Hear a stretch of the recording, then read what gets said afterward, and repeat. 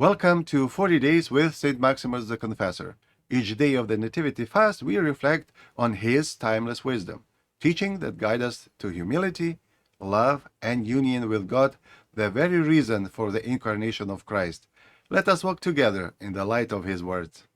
Do not say that you are the temple of the Lord, writes Jeremiah, nor should you say that faith alone in our Lord Jesus Christ can save you, for this is impossible, unless you also acquire love for him through your works. As for faith by itself, the devils also believe and tremble.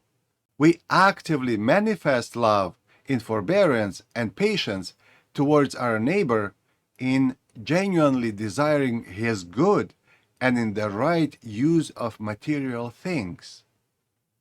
St. Maximus teaches that faith alone is not sufficient for salvation. It must be joined with love, expressed through our works. In the Orthodox Church, this means that true faith is proven by patience, compassion, and the right use of material things, so that belief becomes living and transformative. The Orthodox tradition emphasizes that faith must be active and incarnate in love. St. Maximus warns against relying on faith alone, echoing Jeremiah's rebuke of empty claims and James's reminder that even demons believe and tremble. Faith without love is dry. It does not save because it does not unite the believer with Christ in lived obedience. Love in the Orthodox tradition is not just a sentiment, but is manifested correctly through works. St. Maximus highlights these three expressions of love. Forbearance and patience toward our neighbor means enduring wrongs without retaliation, reflecting Christ's own patience, thinking about it. Then he tells us about genuinely desiring the good of others, which means seeking their salvation and well-being, and not just our own. And the third point he is making in this quote, right use of material things, which means treating possessions as gifts to be used responsibly and charitably, and not to use them as idols. This teaching reflects the Orthodox understanding that salvation is synergy.